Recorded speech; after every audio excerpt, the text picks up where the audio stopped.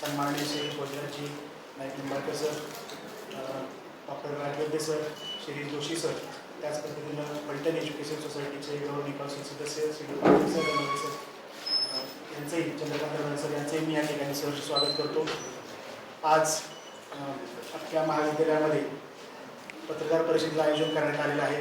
त्याचं कारण म्हणजे महाविद्यालयामध्ये काही नवीन कोर्सेस सुरू करण्यात आलेले आहेत, त्याबद्दल आपल्या सर्वांना माहिती द्यायची आहे. त्याच पद्धतीनं आपल्या महाविद्यालयाला युनिव्हर्सिटी ग्रँट कमिशनकडून ॲटॉनॉमस कॉलेज हे एक प्रतिष्ठेचं मानलं जातं ते मिळालेलं आहे, त्याबद्दल आपल्या सर्वांना माहिती द्यायची आहे. तर मी प्रथमतः हे जे ॲटॉनॉमस इन्स्टिट्यूट या कॉलेजला आपल्या मानांकन मिळालेलं आहे त्याचा कॉर्डिनेटर महाविद्यालयाचं म्हणून आपल्या सर्वांचं महाविद्यालयामध्ये मी सहर्ष स्वागत करतो.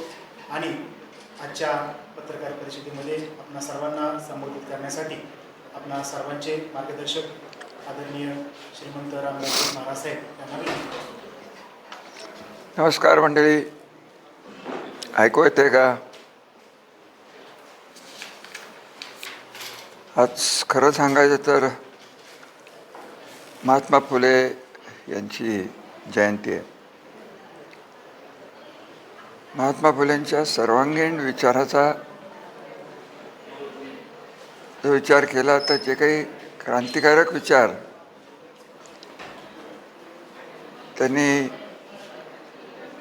काळाच्या आधीच मांडले होते, त्यात शिक्षण हा त्यांचा प्रामुख्याने विषय होता.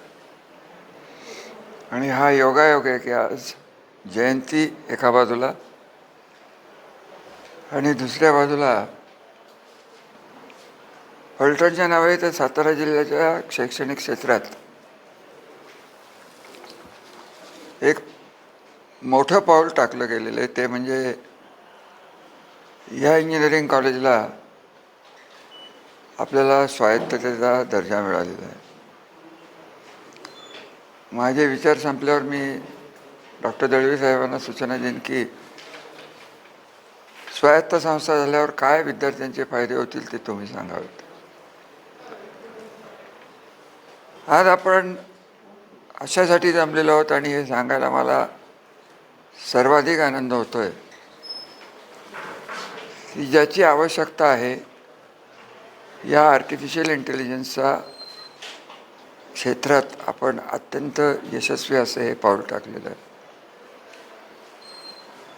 डिप्लोमाला आपण आपल्या कॉलेजचे जे डिप्लोमाचं जे कॉलेज आहे तिथं artificial intelligence and data science हा नवीन कोर्स,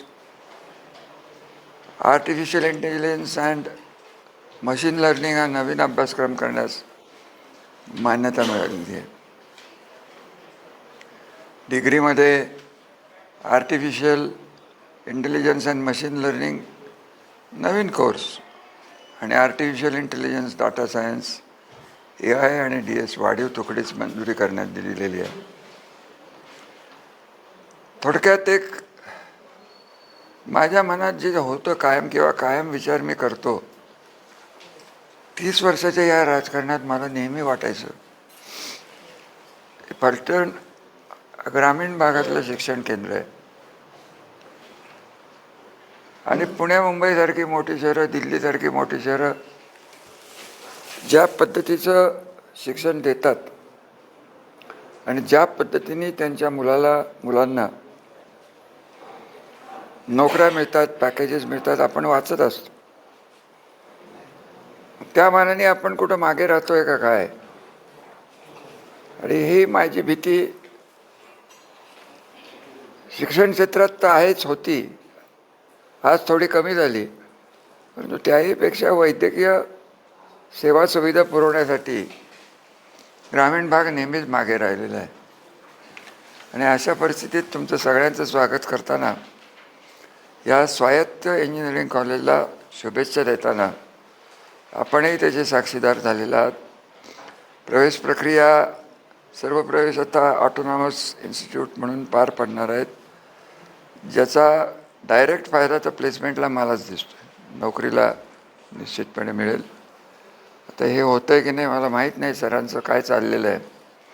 तर माझं म्हणणं आहे आज स्वायत्तता मिळाली तर परदेशी शिक्षण संस्थेशी आपल्याला सांगड घालायला पाहिजे. आणि जसं बारामतीला झालं आहे त्या पद्धतीने करता आलं तर फार मोठं योगदान आपल्याला होईल. तेव्हा जास्त न बोलता प्राचार्य मनोज कुमार दळवी, समन्वयक प्राध्यापक काळेलसाहेब व टीमने, प्राध्यापक जाधव मॅडम, दत्तात्रय शिंदे, किशोरी कुमटेकर, प्राध्यापक तेजश्री जाधव यांनी विशेष परिश्रम घेतलेले आहेत. त्यांचं अभिनंदन, आभार. आणि आपण काही प्रश्न विचारायचे असले तर विचारू शकता. कोर्सेस चालू करतोय आणि त्यासोबतच कॉलेजला आपल्याला ॲटोनॉमसचा दर्जा मिळालेला आहे.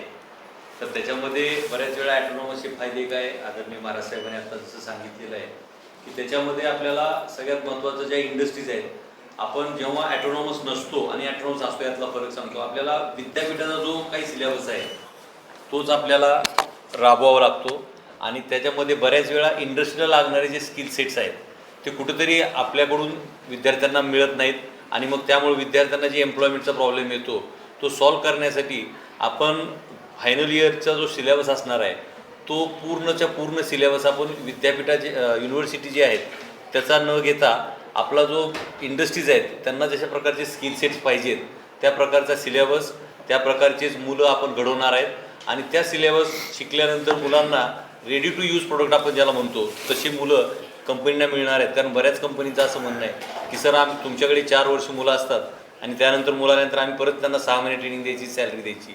त्यापेक्षा तुम्ही असे विद्यार्थी तयार करा की जे डायरेक्ट रेडी टू यूज त्या जॉबला चालू करू शकतील. आत्ता सध्या आपल्या कॉलेजमध्ये आपण इन्फोसिससोबत एक 42 ते 48 विद्यार्थ्यांची एक बॅच आहे. त्याच्यामध्ये आपण SAPचं ट्रेनिंग त्या विद्यार्थ्यांना देतो आहे आणि त्या विद्यार्थ्यांचं ट्रेनिंग मेच्या एंडला संपतं आहे. त्यानंतर त्यांना पुढच्या 1 महिन्यामध्ये त्यांची प्रॅक्टिस करून आपल्या जे कॅम्पस प्लेसमेंटमध्ये आपल्याला त्यांना उतरवायचं आहे आणि त्यामध्ये 100% त्यांना 7.5 लाख ते 21 लाखाचं पॅकेज मिळू शकतं आहे. थोडक्यात आपण जे आपण ॲटोनॉमसचा दर्जा आपण आत्ता मिळवलेला आहे त्याच्यामध्ये आपल्याला ॲकॅडमिक्समध्ये आपण आपली ॲटोनॉमी आणतो आहे. म्हणजे सिलेबस आपणच सेट करणार आहे. म्हणजे आपल्याला त्यामध्ये बोर्ड ऑफ स्टडीज आपलं स्वतःचं डेव्हलप करावं लागणार आहे आणि त्या विद्यार्थ्यांचं आपल्याला सिलेबस सेट करून त्याची जी आपण परीक्षा घेतो, इव्हॅल्युएशन ज्याला आपण म्हणतो, ते इव्हॅल्युएशन आपल्याला घ्यायचं आहे.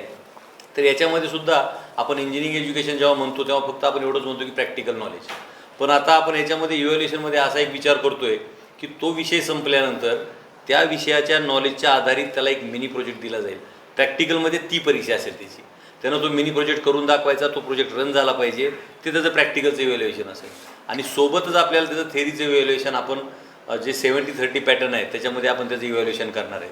आणि त्यासोबतच ॲटोनॉमस असल्यामुळं आपण विदेशातील काही युनिव्हर्सिटीजसोबत टायअप करून जे कोर्सेस, जसं आपल्या आजकालच्या विद्यार्थ्यांना असं वाटतं की आउट ऑफ इंडिया जाऊन जॉब करायचा आहे, मग तिकडं कुठल्या प्रकारचे स्किल सेट लागणार आहेत किंवा तिथल्या युनिव्हर्सिटी टायअप करून आपण आपल्या विद्यार्थ्यांना त्या लेवलचं एक दर्जेदार शिक्षण आपल्या इथं फलटणमध्ये उपलब्ध करून द्यायचं आहे आणि त्याचा सिलेबस आपण डिझाईन करू शकतो आहे या स्वायत्ताच्या माध्यमातून. तर या प्रसंगी मला एवढंच सांगायचं आहे की विद्यार्थ्याचा एम्प्लॉयमेंटचा प्रॉब्लेम आपण बऱ्यापैकी सॉल्व्ह करू शकू ह्या स्वायत्तेच्या मार्गातून. दुसरं महत्त्वाचं, आपल्या विद्यार्थ्यांमध्ये कम्युनिकेशनचा जो गॅप असतो आणि ज्या कंपनींचा जो क्रायटेरिया आहे की त्याच्यामध्ये त्यांना क्वांटिटेटिव्ह ॲप्टिट्यूड आहे, लॉजिकल रिझनिंग आहे, सॉफ्ट स्किल आहेत आणि व्हर्बल आणि रिटन कम्युनिकेशन, तर याच्यामध्ये आपण विद्यार्थ्यांना हे विषय सेकंड इयरच्या 2nd सेमिस्टरपासून ते फायनल इयरच्या 1st सेमिस्टरपर्यंत हे वेगवेगळ्या 4 लेवलमध्ये आपण डिवाईड करून देणार आहेत, जेणेकरून आपल्या विद्यार्थ्यांचा जे कॉन्फिडन्स आहे तो इंटरव्ह्यूच्या वेळेस अतिशय चांगला असेल आणि त्यामार्फत आपले विद्यार्थी प्लेस व्हायला आपल्याला मदत होईल. हे आपण आत्ता स्वायत्तेच्या माध्यमातून हे अचीव करतो आहे. दुसरं, ग्रामीण भागातील जसं महाराज साहेबांनी आत्ता सांगितलं की NAC A ग्रेड, NBA ॲक्रेडिटेड आणि ॲटोनॉमस हे सातारामधलं आपलं पहिलं कॉलेज आहे या तिन्ही गोष्टी असलेलं. आणि याच्यामध्ये आपण जसं आपल्या ग्रामीण भागातील विद्यार्थ्यांना डिप्लोमासाठी AI कोर्स असेल किंवा AI MLचा कोर्स असेल, ज्याला आपण आर्टिफिशियल इंटेलिजन्स आणि आर्टिफिशियल इंटेलिजन्स मशीन लर्निंग म्हणतो, तो कोर्स आपण आपल्या पॉलिटेक्निकमध्ये यावर्षी पहिल्यांदा चालू केलेला आहे. त्याच्यासोबतच आपली कॉम्प्युटर डिपार्टमेंटची इंटेक आपण 60नं इन्क्रीज केली आहे. जवळपास 180ची इंटेक आपण पॉलिटेक्निक कॉलेजची यावर्षी वाढवलेली आहे. त्यासोबतच डिग्री इंजिनिअरिंगमध्ये आपण आपल्याकडे AIDSचा 30ची इंटेक होती, ती वाढवून आपण 60 केलेली आहे, 60नं वाढवून 90 केलेली आहे आणि AIMLचा नवीन प्रोग्राम आपण इंजिनिअरिंगमध्ये पण चालू करतो आहे, जेणेकरून आपल्या भागातील विद्यार्थ्यांना पुणे किंवा मुंबईसारख्या ठिकाणी जायची गरज नाही. AI आणि AIMLचं किंवा AIDSचं जे शिक्षण आहे ते आपल्या इथंच आपल्या विद्यार्थ्यांना आपण उपलब्ध करून देतो. बोला.